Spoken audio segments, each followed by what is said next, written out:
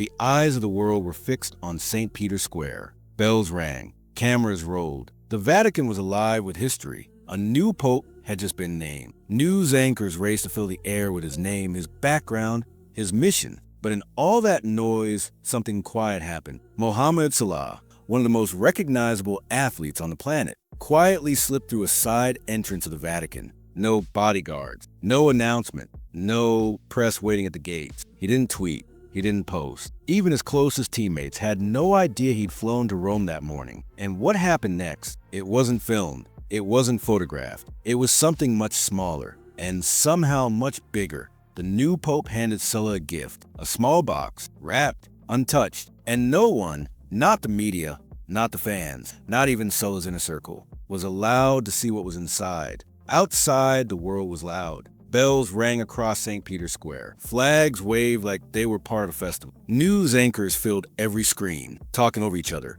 repeating the same headline again and again. A new pope has been chosen, an American, a reformer, a moment that demanded the world's attention. But inside the walls of the Vatican, everything was still. Mohammed Salah wasn't part of the noise. He wasn't standing in the spotlight. He didn't post anything. He didn't speak to the press, not even a smile for the cameras. Instead, he walked slowly, quietly, down a long marble hallway. No entourage, no security detail, just the sound of his footsteps echoing between centuries-old stone. While the world was celebrating change, Salah was stepping into something else, something deeper, something that didn't need an audience. But silence never stays quiet for long, especially not when it comes from someone like him. That morning, fans noticed something strange. Salah missed training. His car didn't show up at Melwood. No club statement. No injury updates. Nothing. At first, it felt like a normal off day. But then, someone posted a blurry photo online, snapped from behind a fence at a private terminal in Rome. The image wasn't clear, but the silhouette was. Sharp cheekbones, hood pulled low, headphones. It was him. The internet exploded in minutes. Why is Salah at the Vatican? Is this a secret meeting? Did he meet the Pope? Some called it political. Others thought it was spiritual. And a few wondered, could it be something even bigger? The mystery had started, and everyone wanted answers except the one person who had them. Salah stayed silent. No cameras were allowed past the gate. No reporters were tipped off. Not a single flash, microphone, or press badge made it to the Vatican side entrance. Salah walked in, quietly, respectfully, into the Apostolic Palace. Tall wooden doors closed behind him, and what happened next wasn't meant for public eyes. No one knew, not even his teammates, not even his family. Just one detail slipped out, a whisper from a low-ranking official who spoke off the record. There was a guest, he said, private, quiet, no press, no ceremony. That was it. No names, no photos, just a moment offered in silence from the new pope to a man who had come with nothing but present. And in that quiet room, there was a small table, and on it, a box wrapped in white, tied with a ribbon, untouched. That night, Rome was alive. Tourists filled the cafes. Scooters buzzed through narrow alleys. Laughter and church bells mixed in the air. But in a quiet hotel room, Mohammed Salah sat alone, curtains half drawn, shoes still on, the box resting on the table in front of him, still wrapped, still untouched. He hadn't opened it. He hadn't even reached for it. It wasn't fear. It wasn't doubt.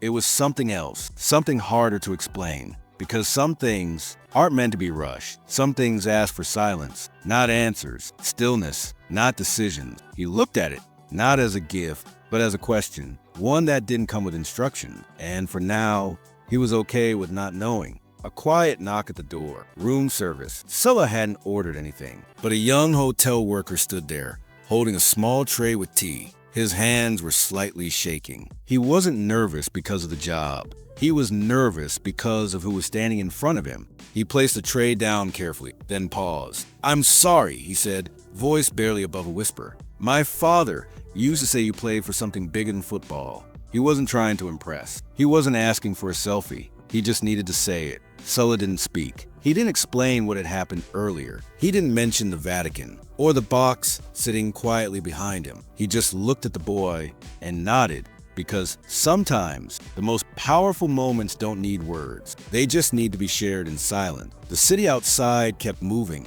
but inside that room, time had slowed down. Later that night, he returned to the table. The box was still there, waiting.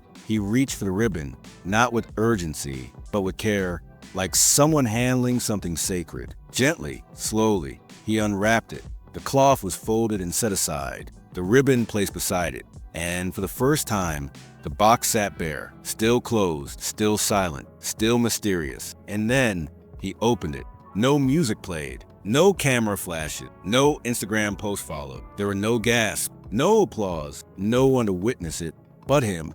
But something in him changed, not visibly, not dramatically, just a shift, subtle but deep, like a quiet answer to a question he hadn't known he was asking. His eyes softened, his shoulders eased, and the moment, whatever it meant, had arrived. He didn't take a photo. He didn't speak about it. Not to family, not to the club, not even in prayer groups. But that night, he posted a black screen on Instagram. No caption, just one sentence. Some moments are not meant to be shared. And that was all. No press release, no caption, no tell-all interview. Just a moment held in silence, respected, protected, because some gifts aren't meant to be posted or explained or shared with the world. Some gifts are meant to be carried quietly, like a prayer in your pocket. They don't belong to headlines. They belong to the soul. If this story moved you, even a little, subscribe for more. We tell stories that don't shout, but stay with you long after the screen fades. Stories that honor the quiet strength in people who walk gently and live deeply.